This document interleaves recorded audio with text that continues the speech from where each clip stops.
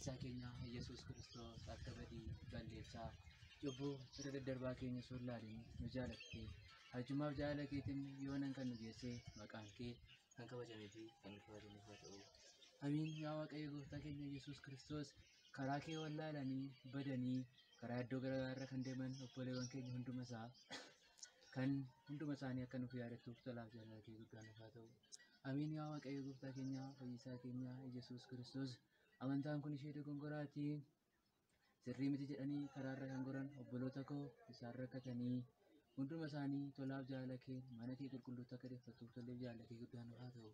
Amiin yaa Waaqayyo gooftaa koo Fayyisaa koo Yesuus Kiristoos anis tajaajilaan ajirii dura kee kanan dhaabbadhu kanumaan beeknee arjummaaf jaalala keetiin tajaajila keen akka deddeebi'uuf tolleef jaalalli kee anarra olee haa bulu. Amiin yaa Waaqayyo gooftaa koo Fayyisaa koo Yesuus Kiristoos obboleewwan koo luka koo jala ta'anii baratan isaaniif laphee deebi'aa. Anaaf immoo qooqa Phaawulos kennite akkan isaan barsiisuuf tolleef jaalli kee narraan fagaatini. Haadha keenya qulqulleetti dubroo Maariyaam araarsummaan kee biyya keenya Itoophiyaa nu hundumarra oolee haa bulu. Gargaarsa ergamootaa tolootaa nu hunduma keenyarra oolee haa bulu hamma bara baraatti.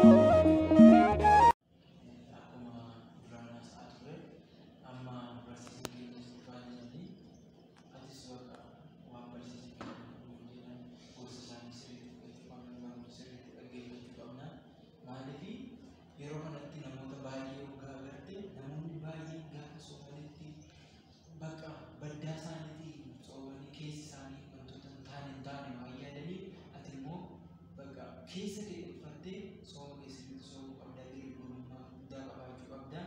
Kanaaf barsiisan keenya baay'ee jedhanii barumsa keenya sirriitti hordofnee dallaa jechuudha. Tola bu'eessa waan jedhan kana qabu garuu isaan masaanii adaraa sagantaa keessa daga gabaabsaa eegamee gabaabsanii dheeressan isaan. Maqaa Abbaaf kan Ilmaa kan Hafuura Qulqulluu Waaqayyo tokko. Amiin Waaqayyo gooftaan keenya Fayyisaa keenya Yesuus Kiristoos akka arjummaa isaatii jaalala isaa nu jaallatee nu waamatee mooraa isaatti ta'uu waliin qabatee maqaan isaa kan galatamu haa ta'u. Maqaa Waaqa jaalala Waaqa dhiifamaa nagaan isin gaafadha akka biyya Oromiyaa akka mooraa nageenyatti walitti qabamtan galata Waaqayyoo jennee akka sagalateeffannoo booga kan gooftaan keenya Fayyisaa keenya Yesuus Kiristoos maqaan isaa kan ulfaataa fi kan kabajamu haa ta'u. Isa waamnee biraan nuti waadaa kan nu jalaa kennaa ijoollee addaa kabajamtuu qulqullooftuu kan taate Tsallaatiin Musee gonfoon Salomoon haati qulqulleetti dubroo Maariyaam maqaan ishii kan ulfaataa kabajamu haa ta'u. Raajota Waaqayyoo sun duraa raajii gooftaa keenya Yesuus Kiristoos raajaa kan turan akkasumas egaa gooftaan dhufee booda immoo gooftaa duuba kan bu'an duuka bu'oota qulqulloota ergamoota qulqulloota nu eeguudhaaf jecha miila keenya nu abboomee hunduma isaanii galanii fi ulfinni isaanii haa galu. Tolee obboleewwan keenya Waaqayyo gooftaan keenya Yesuus Kiristoos nu jabeessee daqiiqaadhaan maayikiroo sakandii hunduma isaa akka arjummaaf jaalala isaan dabarsee nuuf kenneeraati. Guyyaadhaan ga'ee yeroo soomaa kana seenaa jechaadha. Yeroo soomaa kan ga'ee Waaqayyo abbaan keenya maqaan isaa kabajamu haa ta'u. Akka amantaa keessanii jabaattu jabaachaa jirti Waaqayyo gooftaa sinaa jabeessu. Tolee akka eeyyama isaatii fi tajaajila isaa barsiisaan Waaqayyoodha, lallabaan Waaqayyoodha. garuu namni akkamitti kan tajaajilu waa'ee jecha isaa jecha tokko lama waliin fudhannee kan ilaalu ta'a jechaadha. Jecha isaas wangeela Maatewos gubbaarraa boqonnaa 6 lakkoofsa 16 gubbaarraa kaasnee gaafa dubbisnee egaa isin yeroo kun osoo hin ta'in akka warra of tuultotaa hin ta'inaa ofis immoo hin agarsiisinaa fuula keessanis dibadhaa akkasumas immoo akka warra soomsanitti yeroo hundumaa coollattanii hin deeminaa jedhee gooftaan keenya fayyisaan keenya Yesuus Kiristoos warra duukaa bu'ootan dubbachaa kan ture. Bu'uura jecha kanaa taasifannee kan irratti barannu gooftaan keenya fayyisaan keenya Yesuus Kiristoos yeroo duukaa bu'oota isaa barsiisutti akka isaan of hin tuulle barsiisaa kan ture deebi'ee immoo gad qoommaa isaa barsiisaa kan turedha jecha. Maal warri Yihuudootaa maal godhu? Isaan yeroo kadhatanitti akka namoonni isaan dhaga'an iyyaa kadhatu jedha. Iyyaa kan kadhatanidha. Yeroo hundumaa namni biraa akka isaan dhaga'u yeroo soomanittis baay'ee gad jedhanii deemu. Baay'ee immoo gad qabuudhaan baay'ee akka namni akka isaan sooman san baraan taasisaa turan jedha. Isinirraa immoo har'a guyyaa har'aa kana kan eegamu miti kan hin barbaachisnedha. Deebi'ee immoo maal jedhaa? Isin yeroo soomtanitti waan gaarii hojjedhaa. Jechoota wangeelaa ijaan eegaa. Abboommi Waaqayyoo hunduma isaa kurunni isaa eegaa jedhee gooftaan keenya Yesuus Kiristoos kan nu barsiisudha jechaadha. Nuti qaama keenya duwwaadhaan soomnoo ta'e, nuti qaama keenya duwwaadhaan nyaata hundoominoo ta'e hanga isaa sagal hanga isaa ja'a nyaanna gaafa ta'e garuu immoo nyaannu gaafa ta'e garuu immoo afaan keenya nama amannoo ta'e waa'ee namaa badaa dubbannoo ta'e waa'ee namaa dhara dubbannoo ta'e Waaqayyo biratti gatiin qabu jechaadha. Kanaafidha jechaadha kitaaba qulqulluu gubbaarrattis kan barreeffame inni gara garaa keessaa seenu nama xureessu inni afaan keessaa bahu nama xureessa jedhee abbaan keenya gooftaan keenya fayyisaan keenya Yesuus Kiristoos kan dubbate. Guddaa cubbuu kan ta'e isa afaan keenya keessaa bahudha jechaadha. Har'a maatii Waaqayyo har'a meeqa keenya dhuguma akka gooftaan keenya fayyisaan keenya Yesuus Kiristoos soomatti kan soome. Inni soome waaqa isaa kadhachaa ture gadaan Qorontos keessatti waan baay'ee taasisaa ture. Hanga diiyaabiloosiin qoramutti ga'e. Sooma Waaqayyoon fakkaatu soomuu qabna. Sooma raajicha Musee fakkaatu soomuu qabna. Sooma duukaa bu'oota fakkaatu soomuu qabna. Har'a immoo namni akkasitti soomaa jiru jechuudha. Deebi'ee immoo har'a yeeyyii fakkaatanii jedha wangeela Maatewos 7:14 gubbaarratti. Yeeyyii fakkaatanii baay'ee kan dogoggorsiisuudhaaf deddeebi'an obboleewwan keenya baay'eetu jiru. Kan karaarra jiran biyyi lafaa kun iddoo gaariidha. Biyya lafaarraa kan jiraannu yoo jiraanne hagam biyya lafaa kan jiraatu yoo jiraatu waggaa 100 jedheetu kan dogoggorsiisuudhaaf deemu yeeyyii baay'eetu jira. Garuu waggaa 100 miti biyya lafaa kanarra jiraanne guyyaa tokko waan gaarii gaafa hojjennu Waaqayyo biraa waan gaarii garuu waan gaarii hojjennu ta'e Waaqayyo biratti galmee lubbuu keenya galmee gareedha. Kanaaf Museen soo dubbatu yaa Waaqayyo waan gaarii gaafa waan gaarii hojjenne galmee koo fuula kee duraa naqee jedheetu kan dubbate isa kanaaf jechaadha. Kanaafuu waan gaarii hojjennu ta'e galmeen keenya Waaqayyo duraa naqa. Kanaafuu sooma kana eegallee irraatii sooma kan soomu qaama miiraa keenya guutummaa isaan soomuu qaba. Lubti keenya soomuu qaba. Iji keenya soomuu qaba. Funyaan keenya soomuu qaba. Gurri keenya soomuu qaba. Afaan keenya soomuu qaba. Arrabni keenya soomuu qaba.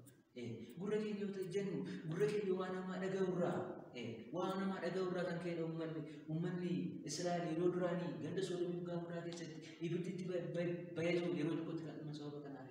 Iji keenyas waan namaa kan ilaalu miidha keenyatu jira. Lubti keenya immoo gara mana xawaatti kan deemu miidha keenyatu jira. Afaan keenya waan badaa kan dubbatu jira. Funyaanuma keenya nu soomuu qabna jedha funni keenya.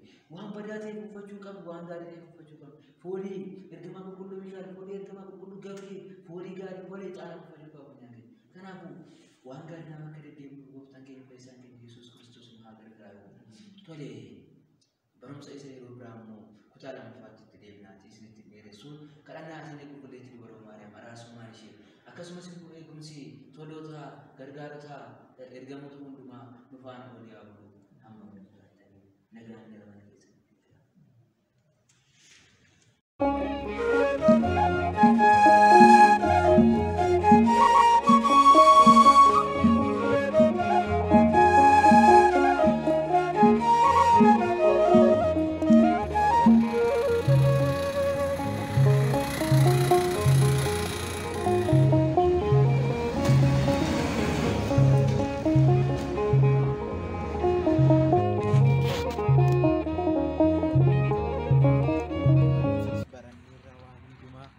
Dhageessetta barannee barsiisan keenyas baay'een barsiisanii isaan caalaa isin jechuu danda'in akkuma barsiisan keenya jedhanii xoomii kana gaafa soomnu akkuma isaan jedhan gaduun qabummaa cimaadhaan soomuu qabna.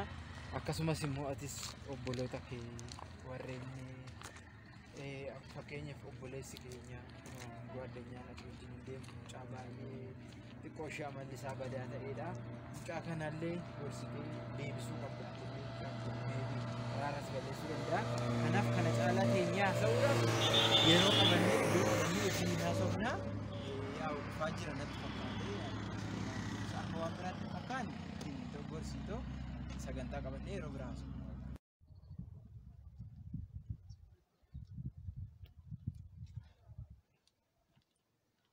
Wayi kun maal argaa jira? Maal gochaa jira mucaan kun? Mucaa'oota olii gadi fuutee deemin argaa jedhanii guyyaa hundi fuudhee mana.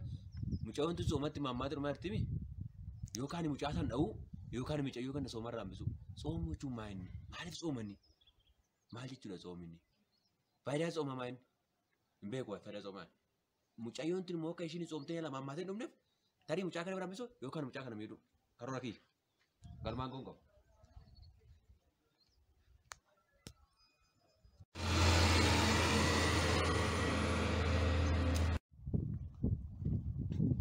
Mucaa wajjin hin deemin. Beeta Kiristiyaan illee immoo hin deemin.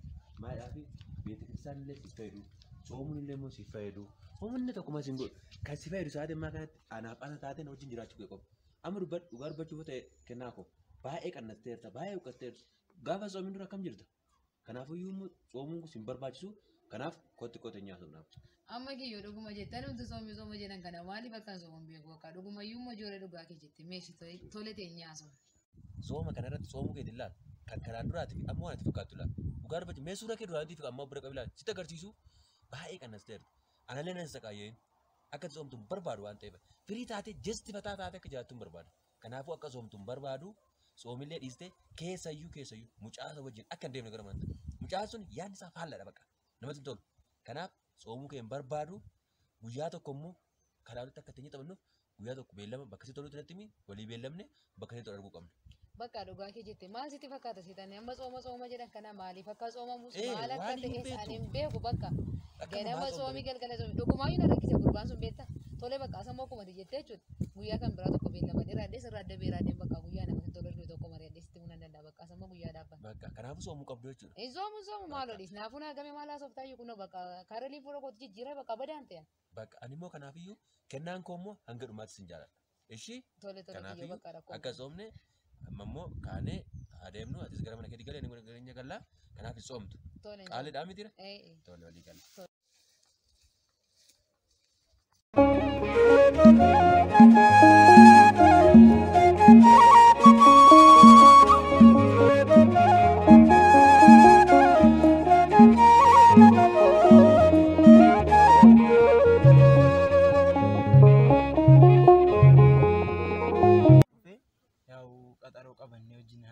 Sin jedhe yaa'u jireenya addunyaa kana akkuma agartu kana kinootiin immoo gammachuu addunyaatti irraa waan arginu tokko hin qabnu. Wanna beekuu qabdu immoo namoonni nan sooma ani dadhabeera ofiin jedhan hundumti isaanii namni mootummaa waaqayyoo argatu hin jiru. Sababni isaa dhaggeeffadhu laa. Soomin nama dadhabsiisuun foona keenya adabuu jechuudha malee waan biraa jechuu miti. Yoo foon keenya adabne lubbuu keenyaaf galaa barbaada jirra. Yoo har'a lubbuu keenyaaf galaa barbaanne malee boru kara deemnu hin qabnu. Ilaali jireenyi addunyaa kana baay'ee gabaabduu baay'ee xiqqishuudha. Jireenyi nuti boru jiraannu mootummaa waaqayyoo dhaallee jireenyi waaqayyoo wajjin jiraannu garuu jireenya umurii guutuuti jecha bara baraan kan jiraannu.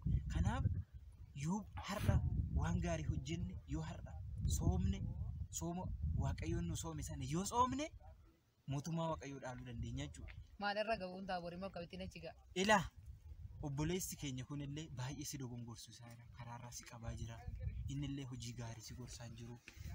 Atillee baay'ee baddeetta.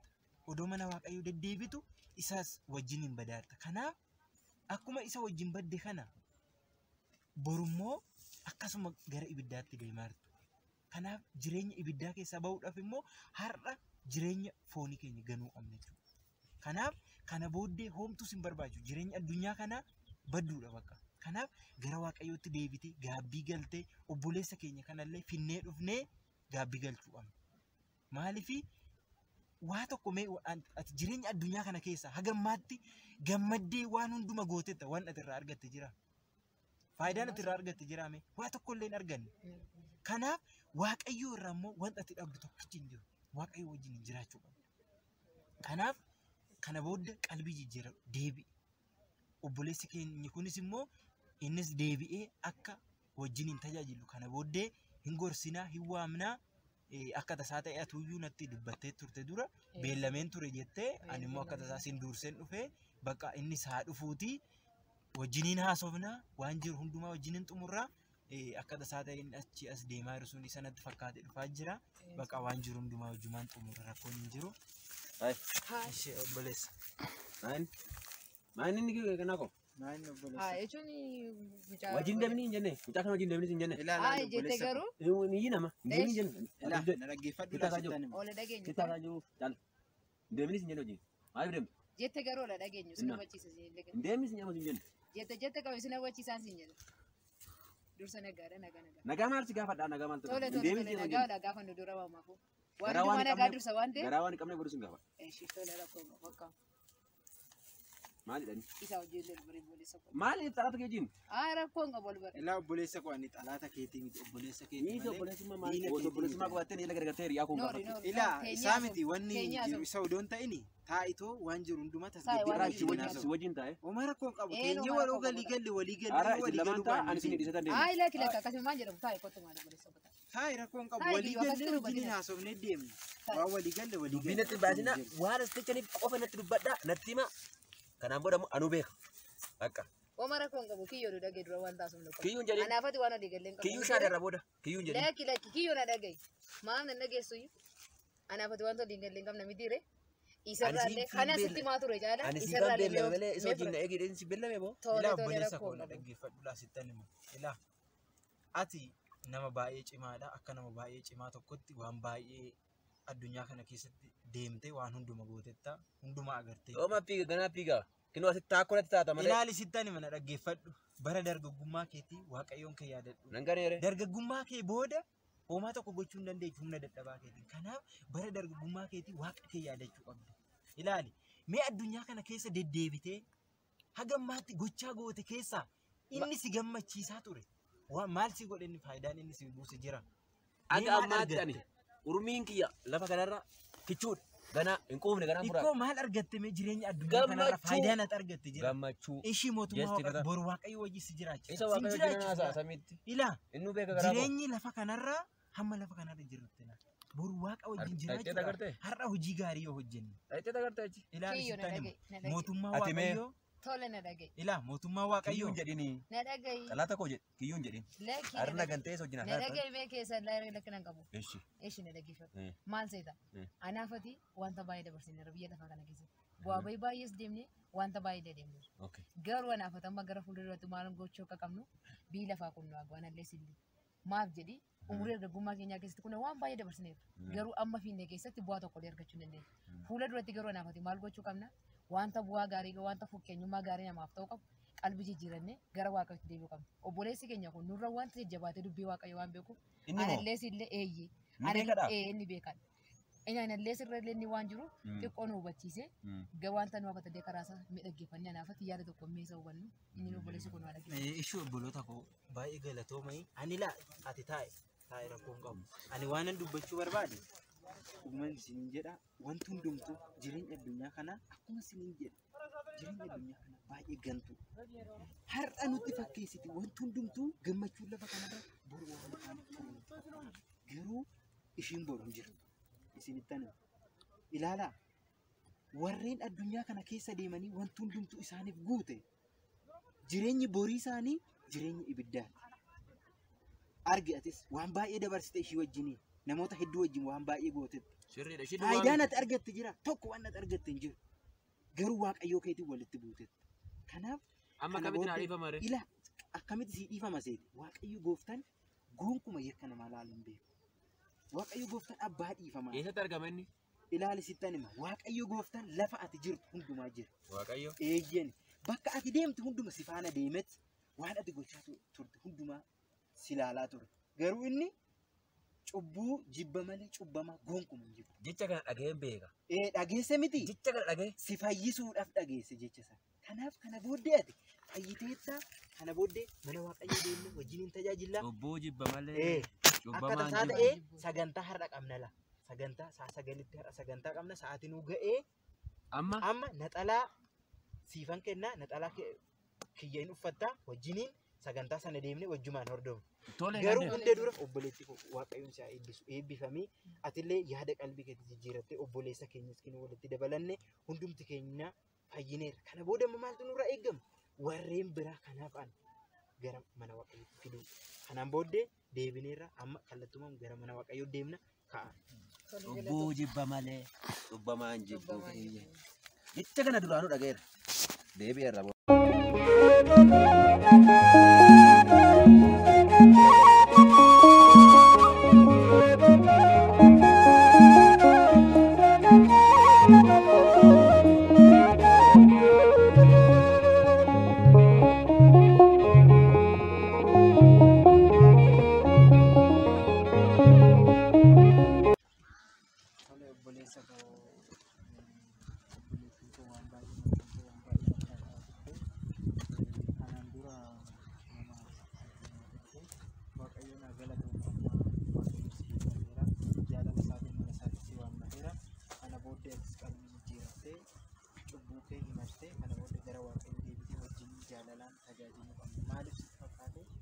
Yeroo kanatti namoonni addunyaa keessa jiran akkuma argitu namoonni baay'een kanneen addunyaa keessa jiran kanneen faayidaa tokko argatan illee hin jiru.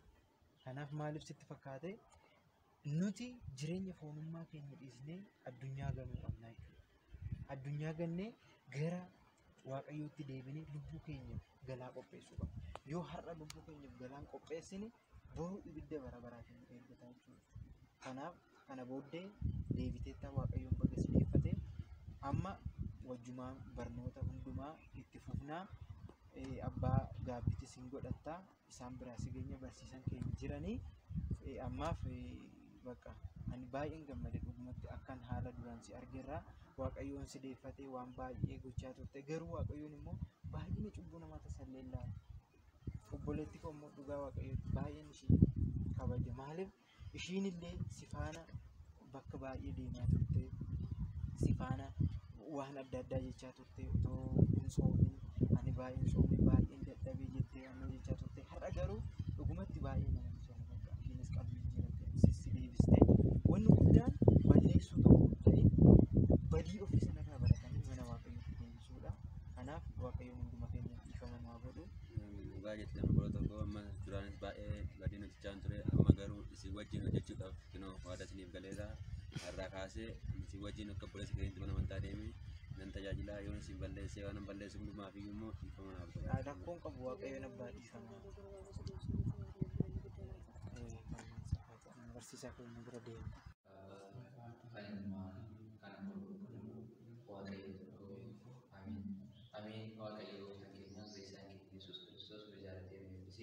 Guyyaadhaan kan ga'e maqaan isaa kan kabajamu haa ta'u maqaa waaqa tajaajilaa waaqayyoo maalidhaa sin gabadhatamee yeroo eegdan akkamii moora nageenya keessatti qabatan ameen nagaa dhalata waaqayyoon akka sagalee deebifannuuf kan nu fayyame gooftaan keenyaa fayyisaan keenya Yesuus Kiristoos maqaan isaa kan kabajamu haa ta'u ameen waaqayyoon jaalatee nu eebbiseeratti lama tutanii gara sadiitti deebinee jirtuuti obboleessa keenya immoo tokko arganneerraa dhugaa waaqatti ergamoonnis kan jaalatan kan kabajan isa kanaadha.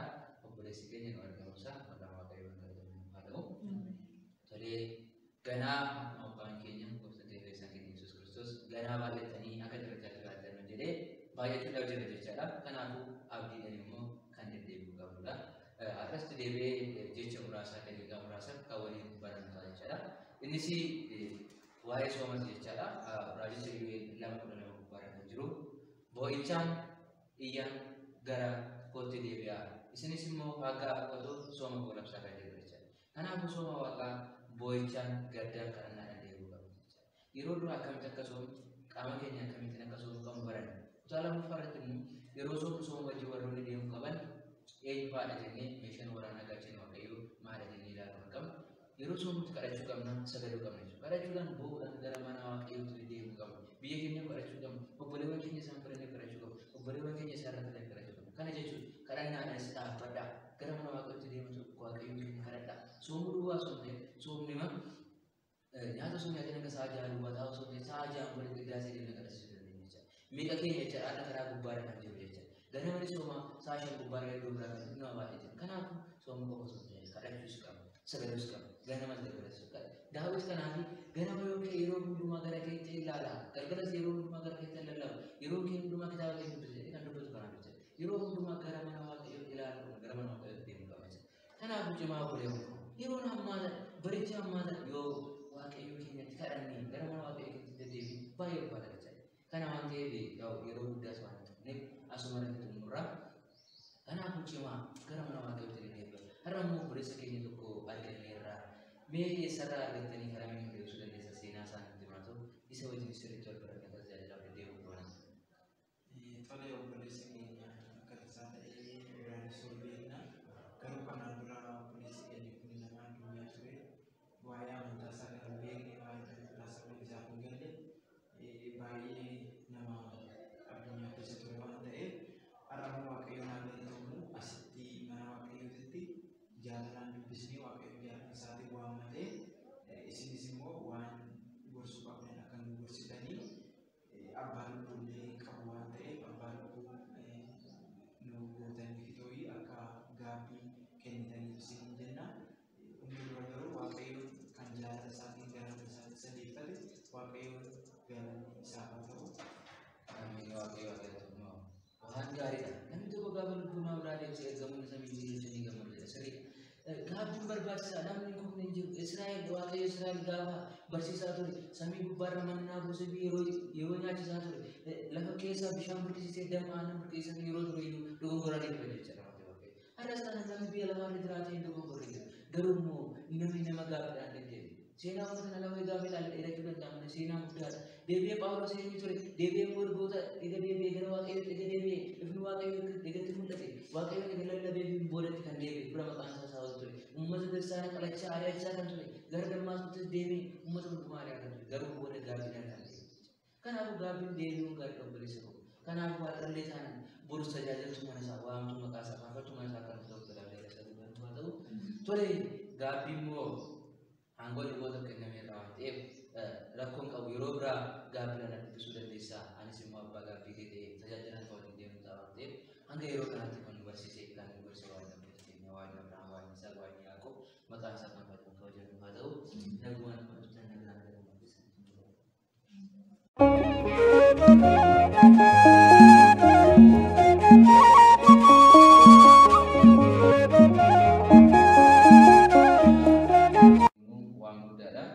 waaqayyo kana kataabatu maqaan isaa kan baate haa ta'u.